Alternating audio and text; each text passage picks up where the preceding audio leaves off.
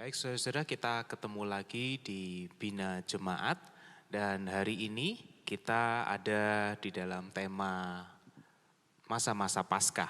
Iman di tengah kerapuhan manusia, menghayati Rabu Abu dan masa Prapaskah. Dan hari ini kita sudah ditemani oleh Pendeta Wahyu Pramudia dan kita akan membahas tentang pertanyaan-pertanyaan yang mungkin saudara-saudara sering ajukan tentang masa-masa Prapaskah. Baik Pak, kita langsung aja membahas masa-masa ini ya Pak ya.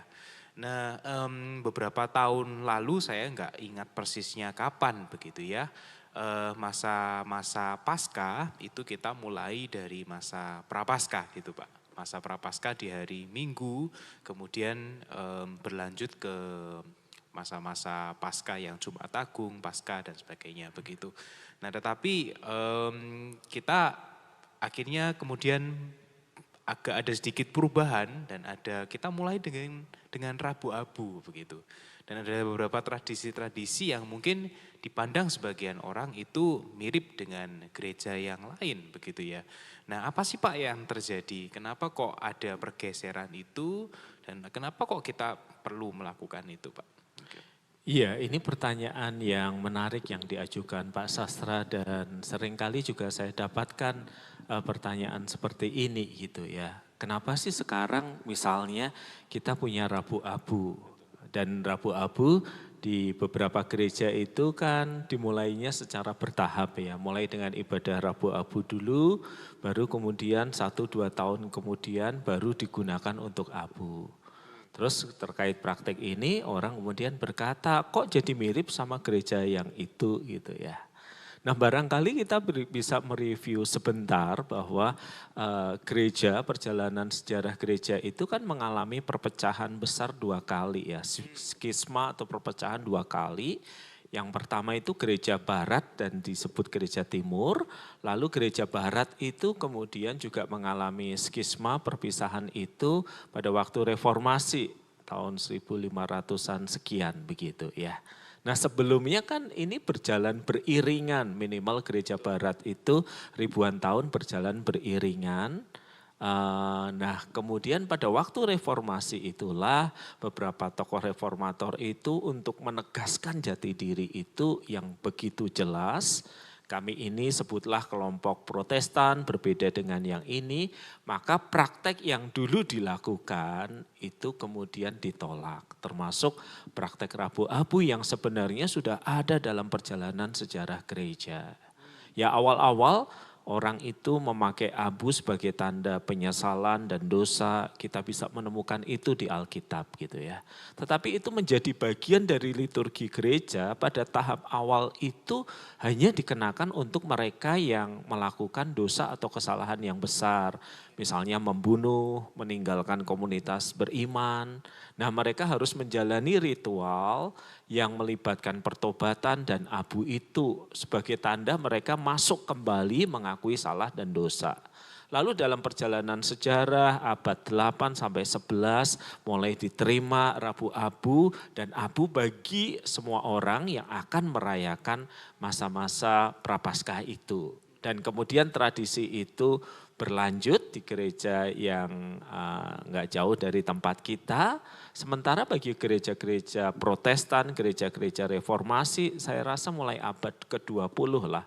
Mereka mulai melihat kembali dan ini kan sebuah praktek yang baik. Dan mereka mulai menghidupkan kembali apa yang dulu diterima sempat ditolak oleh sebagian tokoh-tokoh reformasi itu dan mulai dihidupkan kembali begitu ya. Jadi saya rasa ini bukan sebuah gagasan yang buruk atau gagasan yang jelek. Saya justru melihatnya ini bagian dari apa yang kita perjuangkan. Kita mendengar doa Yesus agar murid-muridnya menjadi satu gitu ya. Kita tahu kesatuan secara kelembagaan organisatoris itu kan menjadi berat sekali untuk diperjuangkan. Gereja biasanya terpecah. Hanya sedikit seperti GKI yang berjuang untuk menyatukan diri. Nah kemudian secara semangat kita disatukan lewat apa? Lewat Revised Common Lectionary, bacaan yang digunakan tiap minggu sama.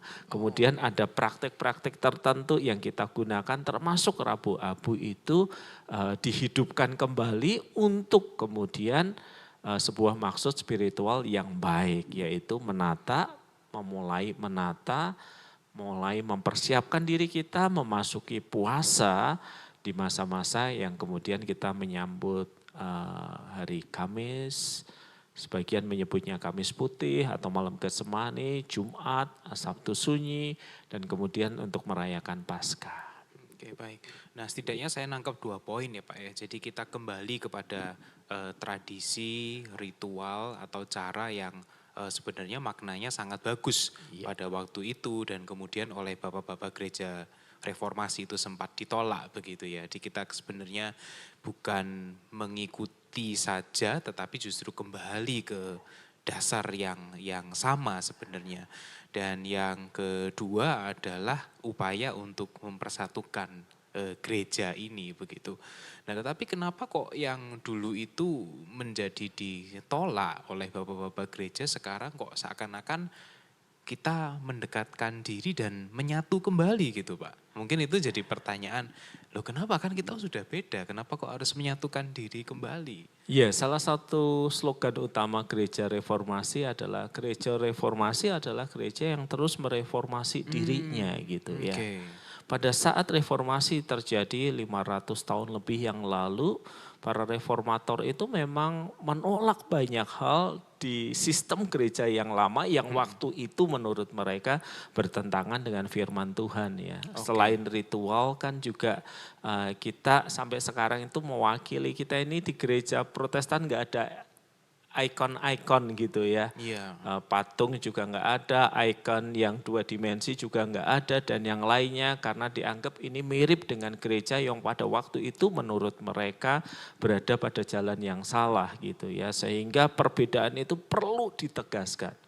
Nah setelah 500 tahun berlalu kan kita juga berpikir gitu ya. Gereja yang dulu dikritik para reformator pun juga berubah kok. Mereka tidak ada di dalam praktek yang dikritik itu terus-menerus kan enggak begitu ya. Nah kemudian mulai muncul kesadaran di abad 20 ini mengapa kita tidak memeriksa kembali itu praktek-praktek yang sebenarnya baik, makna rohaninya dalam, yang pada waktu itu ditolak. Bukankah kita ini gereja reformasi terus harus memperbaharui diri kita begitu ya. Dan dengan demikian makanya kita punya praktek-praktek yang istilah saya yang dari dulu memang menjadi milik bersama. Cuman kita tinggalkan dan kini kita pungut, kita ambil lagi gitu ya. Sementara di gereja yang lain praktek itu terus berlangsung sampai saat ini. Oke, jadi ini justru bukan kembali atau hanya sekedar mengikuti tradisi gereja yang lain, tapi justru secara kritis sebenarnya kita melihat bahwa loh, praktek itu baik tok. Dan jika kita adalah gereja reformasi yang terus memperbarui diri ya, kenapa kita tidak memakai kembali tradisi itu gitu ya. Jadi artinya kita jangan sampai kita mengatakan diri kita gereja reformasi tapi malah kita terjerat tradisi kita sendiri gitu ya Pak ya. Iya dan juga yang lebih berbahaya lagi menganggap diri kita gereja reformasi tetapi kita juga tidak memperbaharui diri, tidak memperbaharui perspektif kita terhadap gereja yang dulu dianggap sudah berada pada jalur yang salah atau kurang tepat gitu ya. Kan sebagian orang itu masih hidup dalam nostalgia seolah-olah gereja yang dulu dianggap salah itu selamanya salah, mereka tidak belajar dari problem yang ada.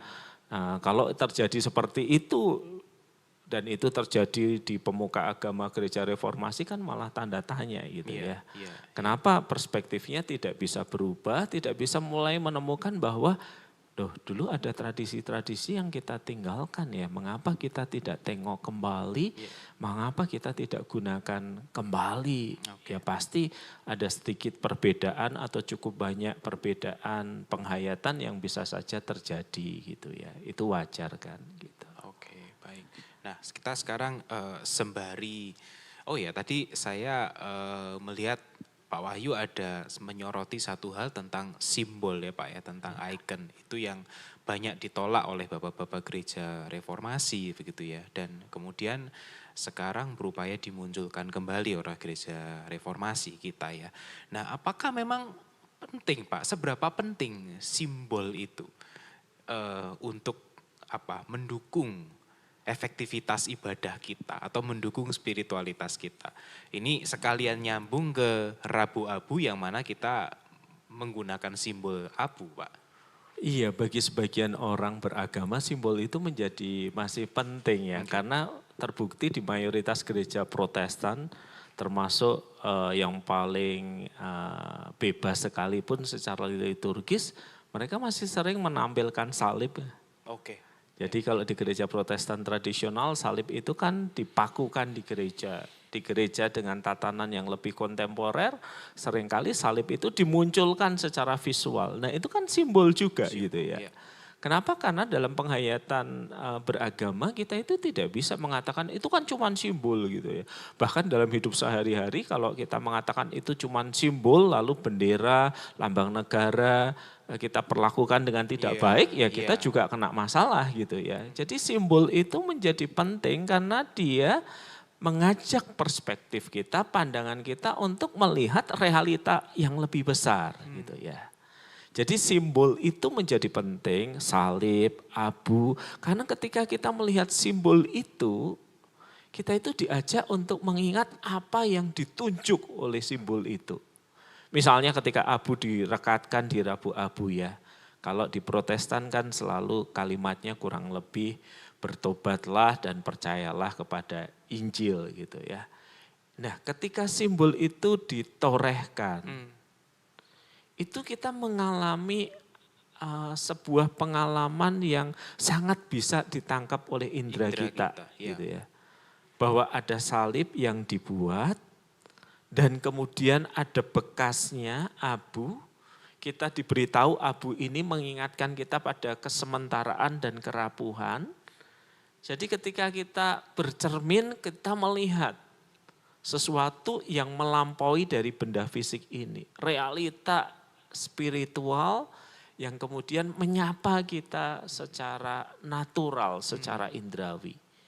Iya ya, aku ini terbatas, aku ini rapuh, aku ini bergumul dengan dosa dan Injil itu sudah menyelamatkan kehidupanku. Nah, setiap umat beriman, umat beragama, khususnya rekan-rekan yang bergereja secara Protestan gitu di mana saya bisa bicara, kita tetap membutuhkan simbol yang mengingatkan kita akan realitas spiritual yang lebih luas dan mendalam. Karena kita ini manusia, tempatnya lupa gitu ya. Dan jangan sampai salah ya orang berpikir bahwa oh berarti pandanganmu tertuju kepada sesuatu yang bersifat benda.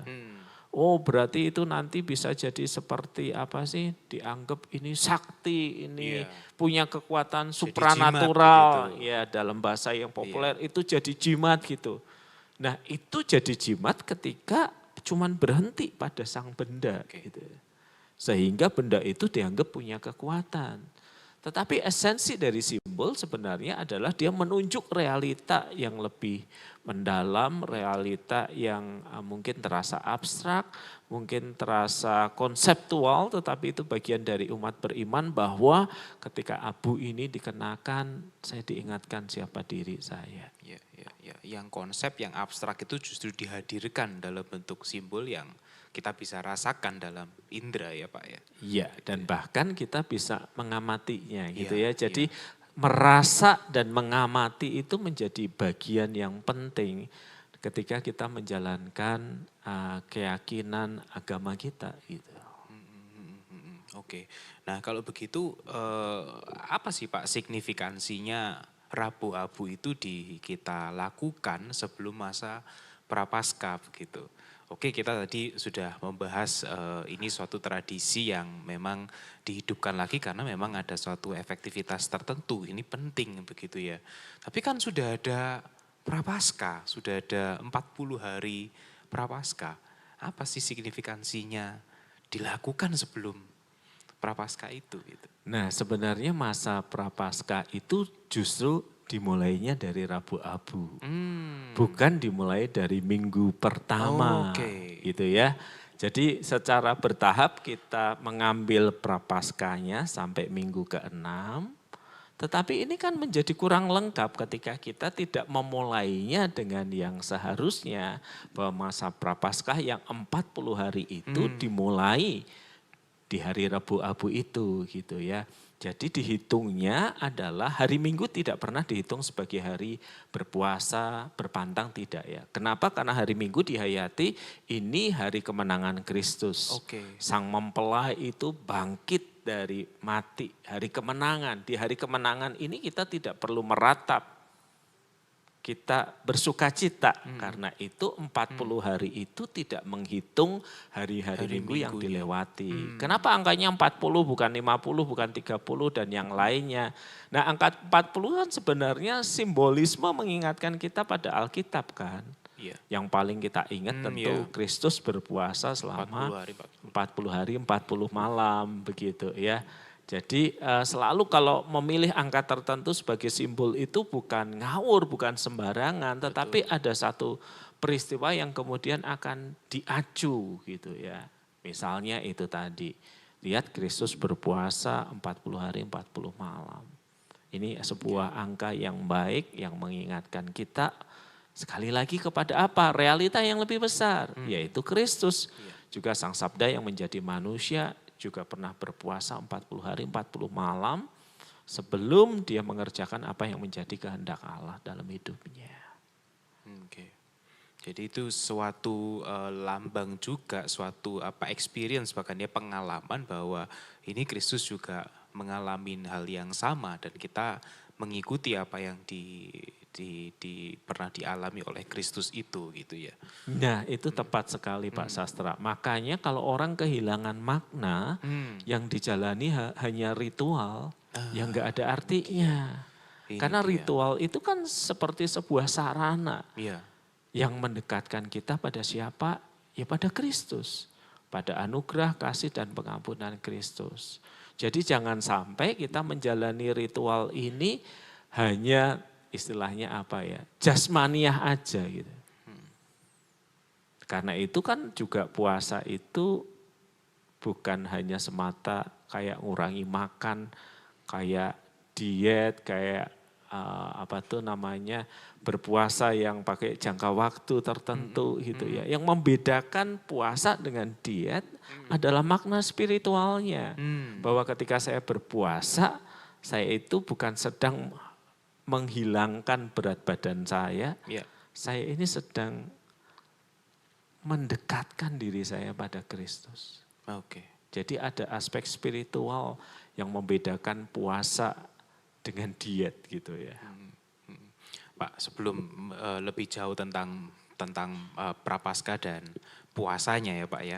Tapi seringkali di Rabu Abu itu ada beberapa orang, ini bukan menyindir atau gimana gitu ya. Tapi kadang kan tadi Pak Wahyu sempat ngomong ketika ada dahi itu ada abu itu di dahi, kemudian kita berkaca, kita melihat diri kita itu dengan abu di dahi dengan kemaknaan bahwa ini manusia yang rapuh, yang fana begitu ya, seperti abu itu. Tapi kalau di selfie gimana Pak? Nah. Kan juga ngaca juga Pak. Saya ingat saya pernah menulis ini dan kemudian menjadi viral beberapa tahun yang lalu gitu ya. Godaan praktik agama, praktik spiritual memang seperti yang Yesus pernah katakan ya. Mereka berdoa di pojokan-pojokan jalan. Kenapa enggak di pinggir ya, supaya kalau di pojokan itu mendapatkan atensi gitu ya, dari orang lain yang akan menghargai bahwa oh ini orang rohani, ini orang yang luar biasa, ini orang yang punya spiritualitas yang baik. Dengan kata lain, ujung dari praktek agama itu diri mereka sendiri. Nah ketika tidak bisa melampaui diri ya akhirnya kita berhenti di situ gitu ya. Yaitu variasi yang lain daripada ujungnya cuman ritual tanpa makna, ini ujungnya pada diri sendiri. Maka kepada rekan-rekan yang selfie dan kemudian mengupload di media sosial, hendaknya juga memeriksa diri. Ketika aku melakukan ini, apa yang aku inginkan? Ya. Mengapa aku melakukannya? Apa yang aku harapkan terjadi? Nah itu supaya mereka juga bisa memeriksa diri mereka sendiri. Ini ujungnya untuk diriku, supaya mendapatkan pengakuan, like, komen bahwa kita spiritual, atau sebenarnya ada yang lain yang ingin saya capai dengan selfie dan kemudian upload di media sosial itu. Kalau teman-teman merasa bahwa ujungnya adalah diri, ya berhenti saja gitu ya. Nah itu sebaiknya kita memeriksa diri kita ya. Tidak ada seorang pun yang bisa menjadi hakim dan mengatakan oh itu pasti keliru, oh itu pasti benar dan yang lainnya. Tapi mari kita kembali hal yang mendasar. Ujung dari perilaku spiritual adalah mendekatkan diri kita kepada Tuhan. Nah apakah selfie dan upload di media sosial menolong kita untuk itu atau ujungnya adalah diri? Oke. Nah ini satu lagi Pak ya, saya jadi teringat bagaimana dengan Bapak Ibu jemaat yang lansia atau punya problem kesehatan sehingga mereka tidak bisa beribadah di gereja bersama-sama gitu ya. Nah kalau Rabu Abu itu kan Pak Pendetanya tuh Bu Pendeta yang kasih abu itu di dahi. Nah kalau di rumah gitu dia pakai abu apa yang boleh dan apakah boleh misalnya dia memberikan abu itu di dahinya sendiri gitu Pak? Iya, dalam tradisi gereja kita, Rabu Abu kan bukan sakramen.